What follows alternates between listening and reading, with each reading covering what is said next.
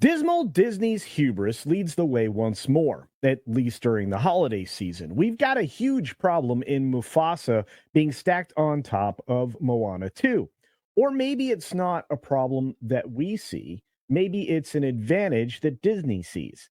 Because not a lot of people are going to see Mufasa, at least not based on the current critic ratings and the Rotten Tomatoes score. What am I talking about? Well, let's jump into the fact that the review embargo just dropped basically at the last moment. And we have this from our friends over at World of Real. Mufasa review embargo lifts 53% on Rotten Tomatoes. That is not a good score, not for a Disney film, but it's also not a surprise. We had some pretty decent inklings that this thing was going to be a car wreck because of some words that the director spilled just before the film's release. It should come as no surprise that Barry Jenkins' dull and uninspired Mufasa, the Lion King, isn't a good film. If anything, it confirms our worst fears about Jenkins having temporarily sold out to corporate product. Hey, at least he's learned his lesson and has vowed to never again embark on such a misbegotten VFX heavy project. It's not my thing. That's a direct quote from Barry himself. Yes, the review embargo has lifted, and for the most part, Mufasa is not being well received by critics. I actually expected reactions to be far worse than this, but as it stands, the film has a 59 on Metacritic based on 26 reviews, not all that many, and 53% on Rotten Tomatoes, as was mentioned in the headline. Jenkins has been accused of selling out, of course, after hopping on board this movie, and he's shot back at his critics a few times, including more recently on his social media. A few weeks ago, he finally gave in and admitted defeat. Regardless, Jenkins is now going back to the drawing board. There's a good possibility that he will next be directing a biopic about choreographer Alvin Ailey for Searchlight. Unlike Mufasa, it will certainly not be VFX heavy, nor will it have the budget of $250 million plus. Well, thank goodness. Now, let's take a look at the current score on Rotten Tomatoes as we record the video. Looks like it's hovering at 58%. So it's jumped about 5% with a few more reviews added.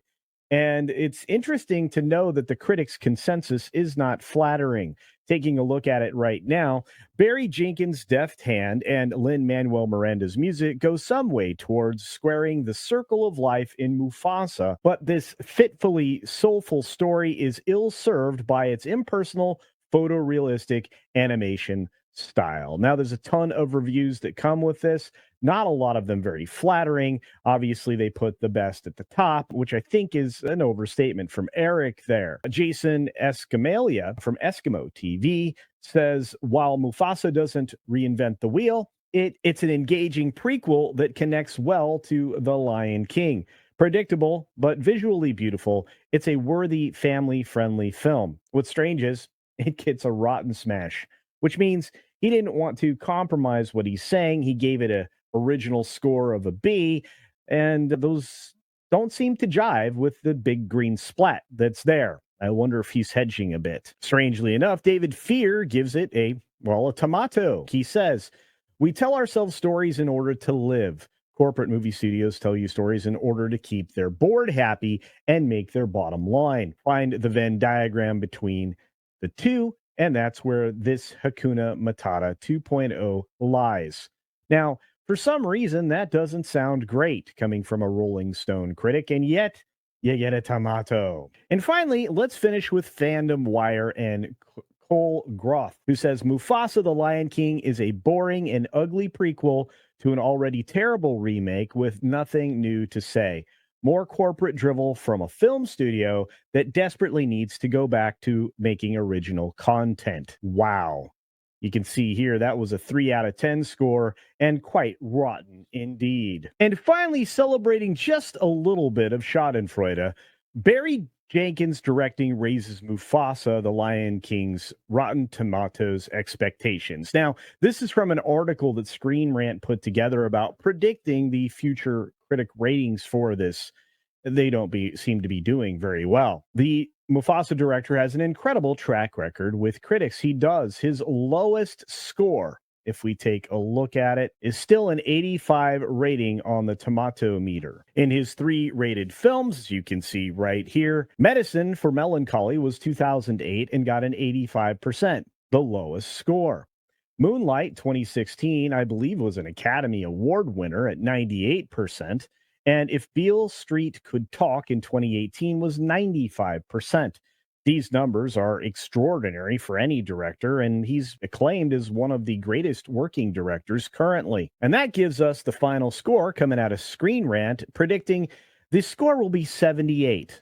Well, not so far, but it has elevated from 53 to 58, and we'll just have to see how many shills Disney can pull to their side. I say not very many, because a lot of people are tired of carrying the water for Disney. But what do you think? That's right, we're to audience participation time, and I'm curious what your expectations are for this film. It's not starting out on particularly firm ground, but could it possibly elevate itself up to that expectation of Screen Rant at 78% Rotten Tomatoes score? Or will the audience actually lift this film up to the highest of heights and somehow bring it around to a successful box office earnings? Both good questions, I think. Let me know your thoughts down in the comments section below. And while you're down there, make sure you hit the thumbs up button. And of course, be sure you're still subscribed to the channel. About 56% of you now are showing as unsubscribed. And take advantage. Right now, it's a free subscription offer. Turn the red button to gray and turn on the bell notifications so you don't miss anything in the future because, well, I do a lot of things every day for each and every one of you. And on that note, be sure to take care of yourself, take care of others, and until next time, see ya.